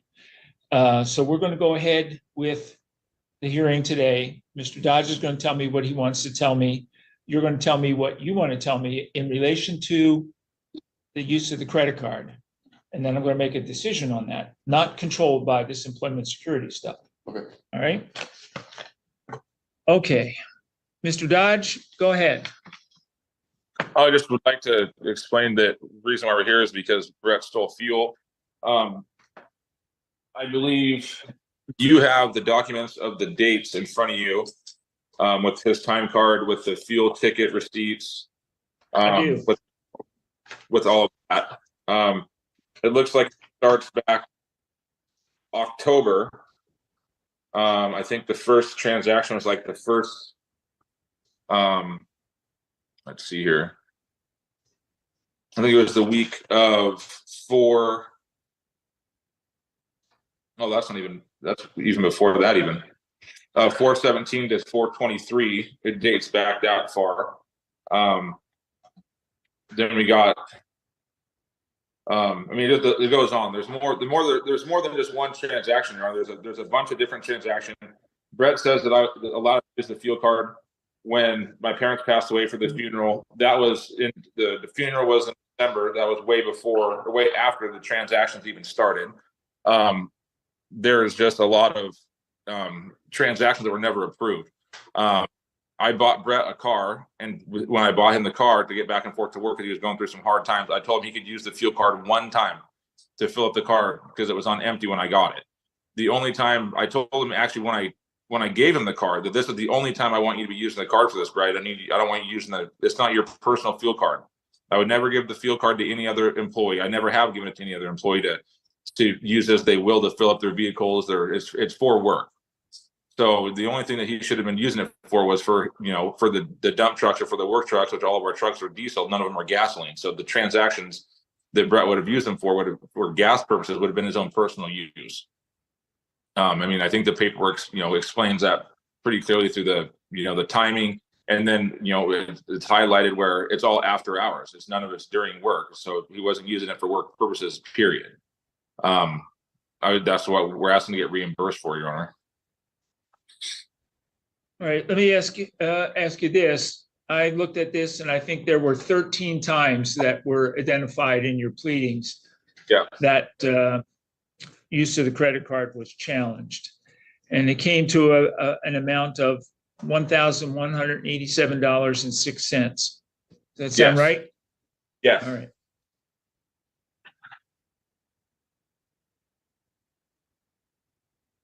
All right, Mr. Morris, let me hear from you about the car and the fuel card and what your understanding of your use of the fuel card was. Back in beginning of October, kind of work got slow because his dad is the one that ran the company, and work kind of came to almost a standstill. Like there was work, and I was also renting a house from them. And it was $2,500 a month for the house, and I just couldn't afford. So I had a conversation with Donnie. He's like, I can't get to work, and he told me if I absolutely need to, that I can use the fuel card just to get to work. And that's literally all I used it for, was just to get to work. And when I would get a decent paycheck, I wouldn't use it. And yeah, I just don't know where this all got turned around. And then when he told me to stop using it, I stopped. And then he bought the car for me, and I filled the car up that one time, and that was it. And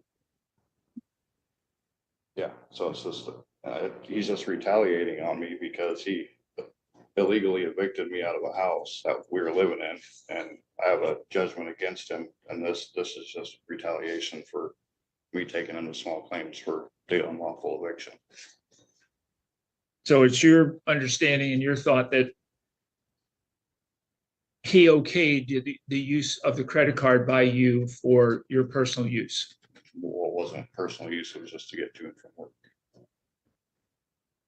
Because on multiple occasions, he gave me permission to use it on like the 30th of October. He told me, because I told him I was going to go do a fire out in Shelton. He's like, Brett, I already told you you could use the fuel card. If you need to get to work, just use it. That's exactly what he said.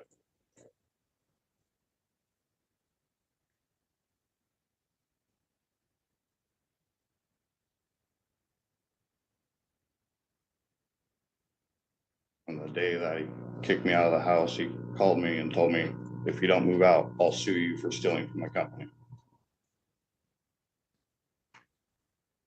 Your Honor, he keeps saying he was wrongfully evicted from the house. My property manager sent him a letter and told him he had X amount of days to get out. So I don't know where he's coming up with the wrongful eviction. That's not relevant to what we're talking about right now.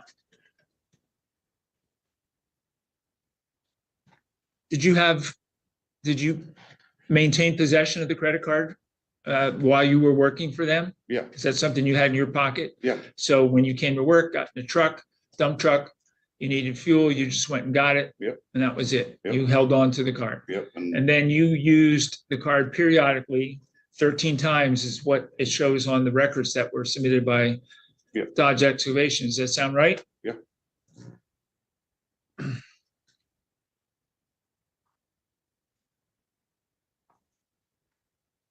And your testimony is you only drove it back and forth to work. That's literally it. It was my pickup, and that thing uses a lot of gas. Then we had that car, and that's what we did the running around with for groceries and stuff.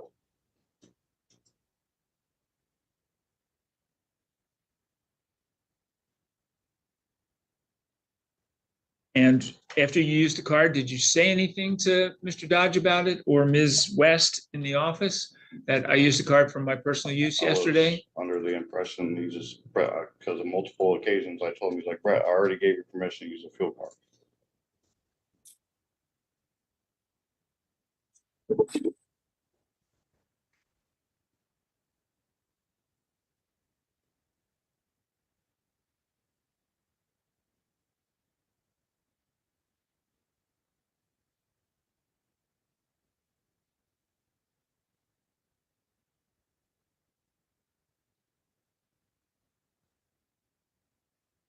All right, Mr. Dodge, what's your response to that? That you had given him the use of the card at his will, so to speak, to get back and forth to work?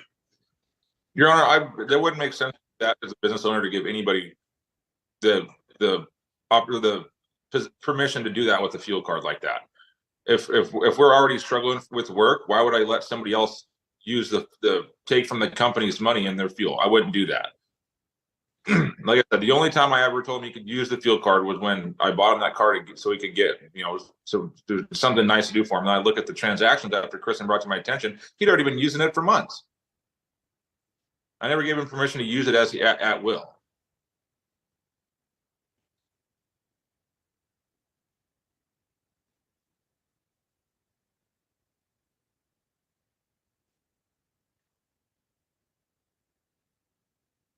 What do you guys think? Do you think he was given permission to use the fuel card?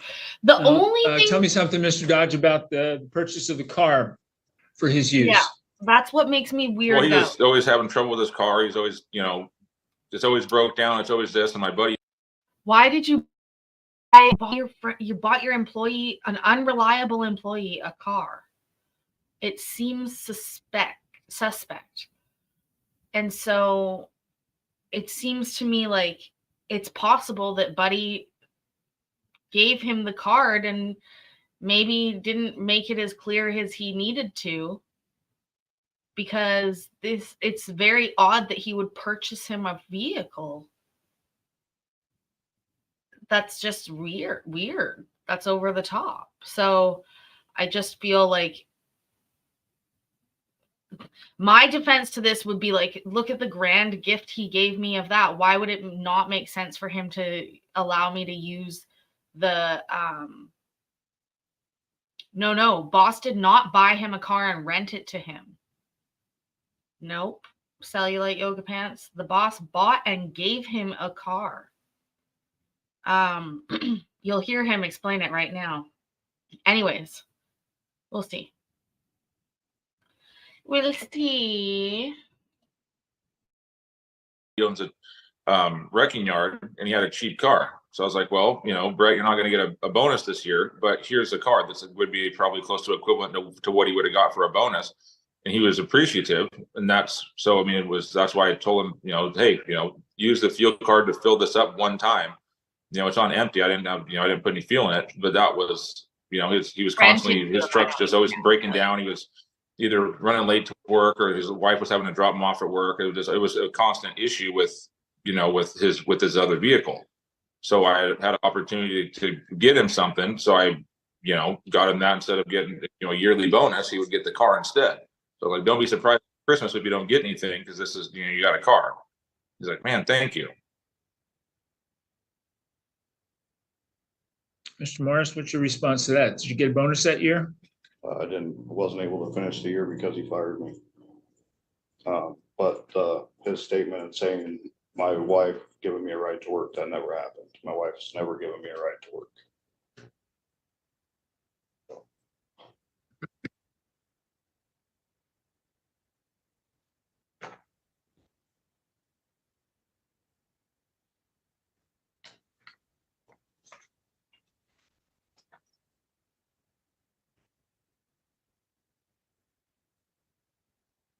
You understood, though, the gift of the car was in lieu of a bonus had you stayed on for the year? Yeah. Yeah. I appreciate it. I loved working for them. They treated me like family, and like it's probably the best job that I've had. And we had a relationship outside of work.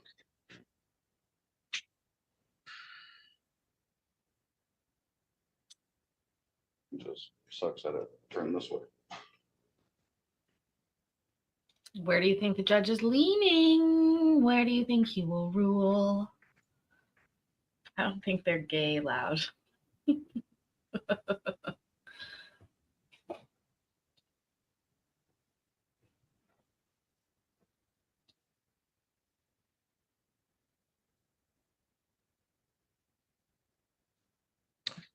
All right. Anything else you have to say, Mr. Dodge?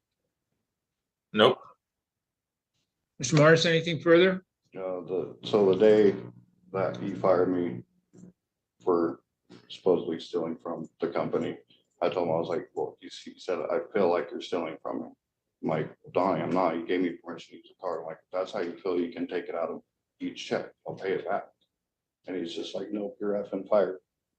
So I offered to help pay some of it back, if that's the way he was feeling. And he wouldn't give me that chance.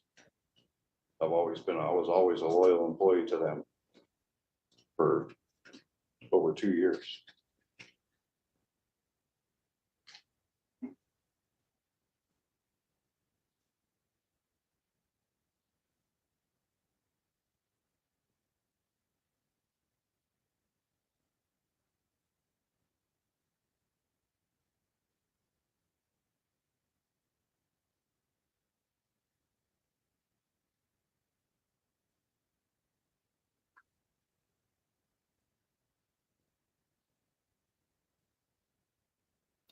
But Hector, comment of the evening. All right, Mr. Morris, if you thought you were justified in using the card based on what you say Mr. Dodge told you, why would you make us an offer to pay some or all of it back? Because I was just trying to be fair with him.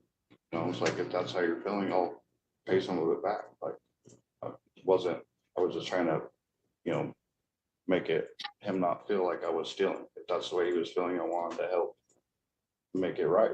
If that's the way he was feeling, I wanted to keep our friendship and together. Like if that's how you're feeling, then. Was this May 15th? Was that before or after you were terminated from the residence? May 15th was the day he terminated me, and then a week later is when he terminated my residence at the house.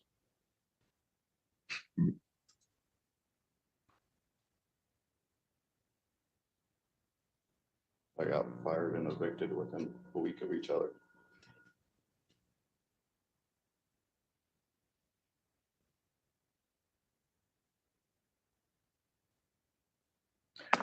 Okay, I'm ready to make a ruling in this case. I've heard the testimony from both parties involved in this. Their stories are opposite in nature. There are some things that stick out. Mr. Morris has told me that the company was struggling for a while, had almost come to a standstill, is what he mentioned. Mr. Dodge makes the point, if the company was doing that poorly, why would the company authorize one of its employees to use the credit card for something other than a business purpose? That makes some sense to me. It was used a number of 13 times over a period of approximately 7 months. So that's twice a month that apparently you were approximately twice a month that you were fueling up at the company expense. Mr. Dodge indicates that he did authorize at least one time for Mr. Morris to use the credit card. And that was when a car was purchased for him and given to him by Dodge Excavation LLC, presumably in lieu of a bonus for the year, even though Mr. Morris was not at the company at the end of the year.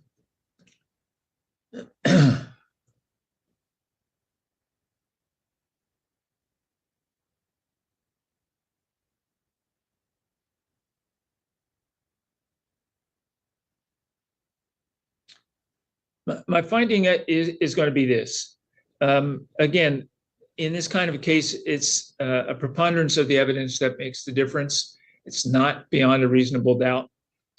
I'm going to find under the circumstances that I accept Mr. Dodge's explanation of this, that this was not something that was provided for your own personal use, and that was used, as I say, approximately twice a month for a period of 7 months.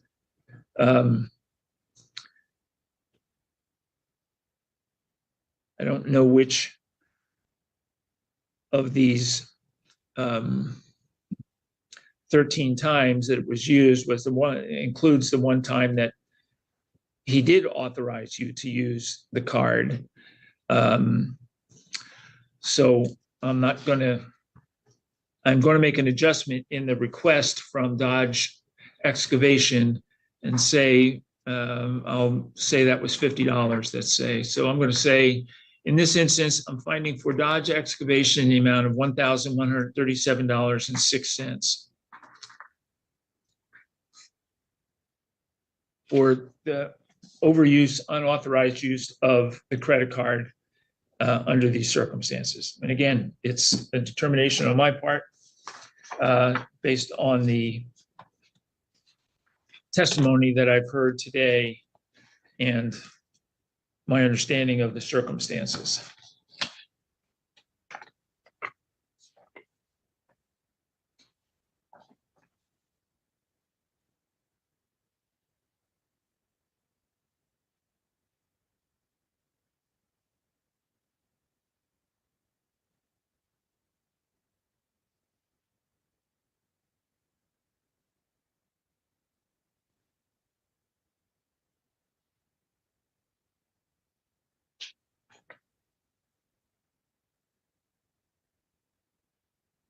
Come on, Judge. So he made the ruling, though, I guess, for the Dodge excavating. I love all your guys' Dodge puns. They're hilarious. Thank you for that. That is where we will be ending it for this evening, by the way. Just so you guys know. I don't think that there's any more to that. No, he's talking to other people. So I have had a wonderful evening. Thank you so much for joining me tonight. It was a great time. As a reminder, if you hate my voice and you don't want to listen, no, I'm just joking. I know most of you guys don't mind it, but legit, I did post a video today. It would be so helpful if you would go over to the video page and like it and leave a comment. I'm sure Tiffany was a real good one. Maybe we'll watch it tomorrow, Hector. I heard that other people did it. I had the other plans for this evening. So, plus, honestly, I listened to it on its own by like when I was prepping these ones. And I thought it was okay, but I wouldn't necessarily call her a Karen. But we'll see. I thought these were pretty good. Anywho, I hope that you guys had a wonderful evening. I'm going to do the outro now, but do remember that I love you. I'm proud of you, and I will see you in the next video. I said bye.